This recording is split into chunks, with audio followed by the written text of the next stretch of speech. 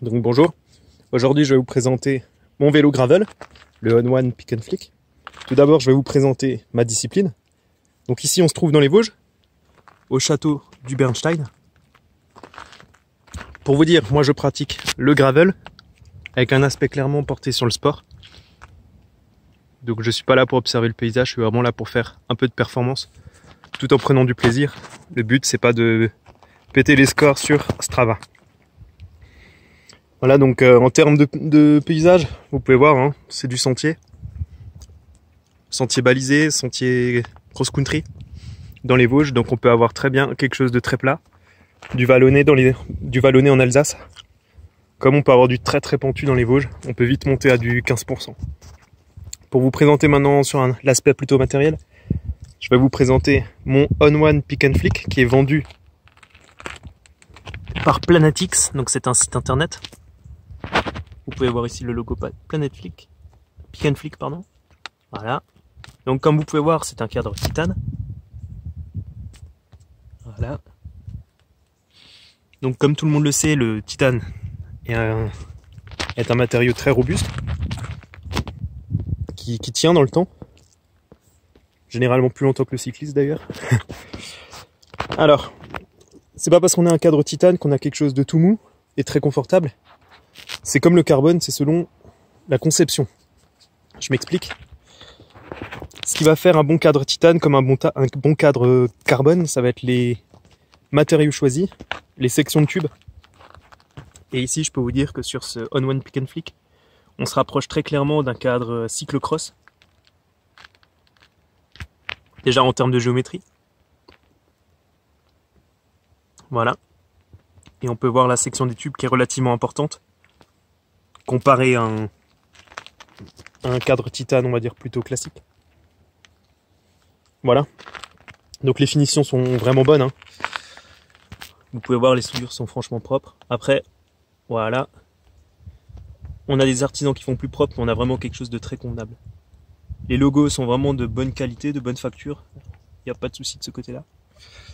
Alors j'en suis à 300 km avec ce vélo, donc c'est un vélo neuf, hein, clairement. Alors pour ma pratique, c'est vraiment un vélo parfait. Autant en vélo de route, en utilisation cyclisme, il est très réactif, c'est très rigide. Alors qu'en cyclocross ou en gravel, si vous préférez, moi je m'en fiche un petit peu du vocabulaire qu'on met sur la discipline. On a vraiment quelque chose de très confortable. Alors ce vélo, moi j'ai acheté juste le kit cadre. Tout le reste de l'équipement, je l'ai repris de mon ancien gravel, qui était un Canyon InFlight AL. Donc en transmission, je suis sur un 105 hydraulique, comme vous pouvez voir, avec un pédalier de base Shimano, ça fait le boulot. J'ai changé le plateau intérieur pour avoir un 46-34 et j'ai changé la cassette qui était en 11-32 pour avoir une 11-36. Comme ça, j'ai des braquets vraiment médiums qui sont entre les braquets de VTT et les braquets de route. Concernant le double plateau, alors autant le monoplateau est très intéressant quand on a toujours le même profil, que ce soit de la montagne ou du plat. Mais moi je suis en Alsace, je peux faire très bien du 15% dans les Vosges comme je peux faire du plat. D'où le double plateau. Le 105, ça bouge pas, c'est pas le groupe le plus haut de gamme, mais pour du gravel, ça fait largement l'affaire. Ensuite, en termes de périphérique, donc je suis sur un cintre alu, FSA, vraiment basique, hein, rien de fou. Voilà. Et pour la tige de selle, du carbone, une RXL SL Carbona. C'est une selle générique chinoise qui est pas trop rigide, qui est relativement souple, donc ça apporte. On a un gain en confort. Ensuite, petit détail. Voilà, j'ai deux supports de Garmin, un support déporté en mode route qui améliore vraiment la lisibilité. Voilà, et ici la version gravel pour éviter que le support tombe pendant qu'il y a de la caillasse, pendant que je roule dans la caillasse. Alors le luxe que je me suis offert sur ce vélo, c'est la fourche, sachant que le kit cadre comporte déjà une fourche de la marque On-One. Je l'ai trouvé franchement rigide, elle case vraiment le comportement du titane, cette fourche. Donc pas celle qui est là, hein, celle qui est fournie avec le kit cadre. Donc je l'ai très vite changé pour une fourche 3T Luteus. C'est pas donné, clairement ça coûte 400 € une fourche comme ça. Donc c'est la 3T Luteus première version. Vous pouvez voir que le jambage, donc ce que les gens en anglais appellent la clearance, est pas énorme. Là vous êtes sur des pneus de 33. Donc on peut monter du 40 à peu près maximum, 40-42 mais pas plus. Après moi ça me suffit largement, je mettrai jamais des pneus de très grosse section. Pour ça j'ai mon VTT tout suspendu. Pour parler du freinage, frein à disque hydraulique en 160. Ça marche très bien, vraiment très bien, couplé avec la fourche 3T, ça frotte jamais. Voilà.